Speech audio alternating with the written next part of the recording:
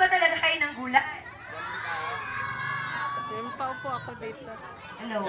Okay. Jollibee tayo. So, unahin natin tanungin ang Kinder 1. Kinder 1. At saka 1A, 1B. Come here. Okay, kayo tatlo ha. Ito ang tanong nyo. Sino gustong bumunot ng question? Sige. Okay na yan, Marcus. Wait lang.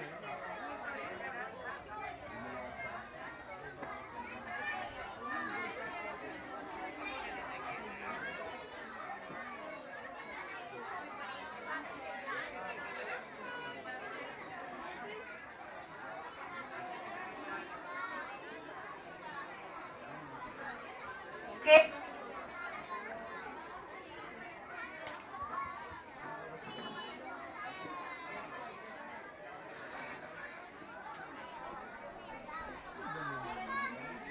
Hello, hello.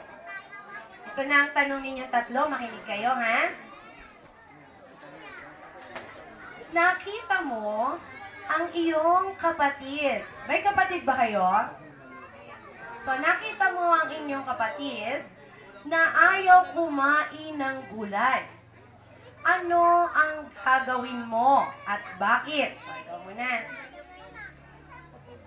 Sabihin ko po sa kanya na dapat po siyang kumain ng gulay para malakas, matalino, maganda, at pangpahaba ng buhay.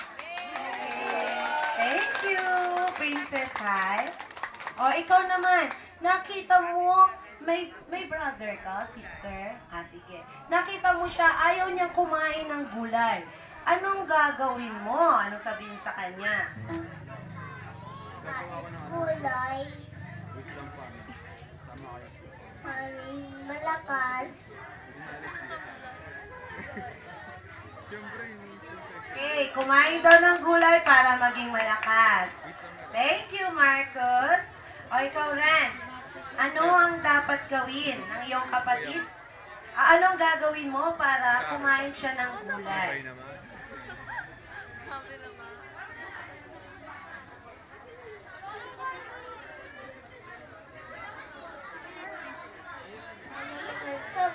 malakas, matalino, at kasubog.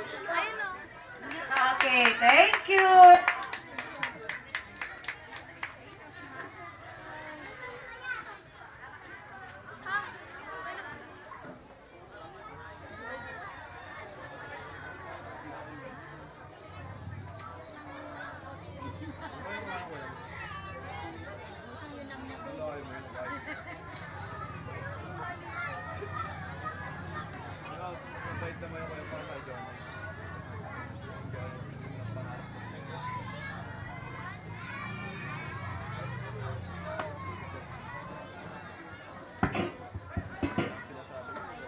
Hello? Okay.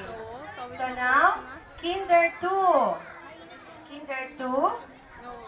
Pero papawisan. Number 2 sila pareho. Little Mr. and Miss Benji. Okay? Hindi ka na question. Okay? Hawakan muna, ha?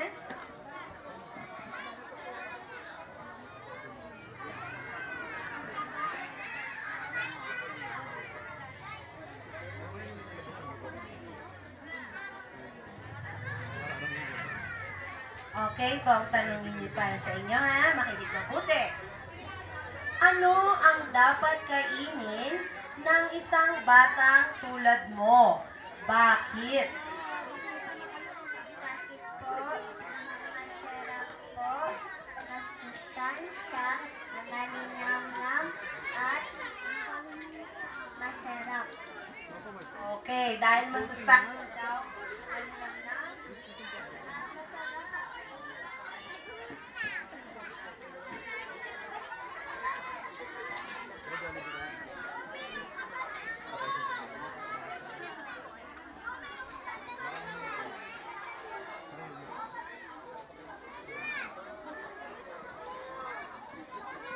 Hello,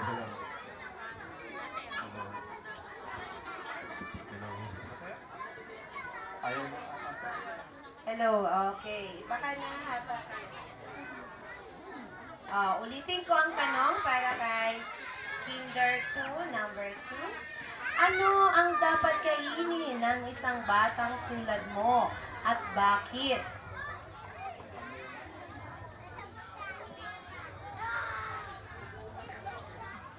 Ano ba dapat kainin mo para maging malusog ka?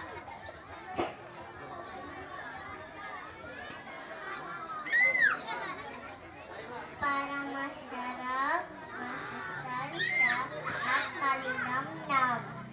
Okay, thank you very much.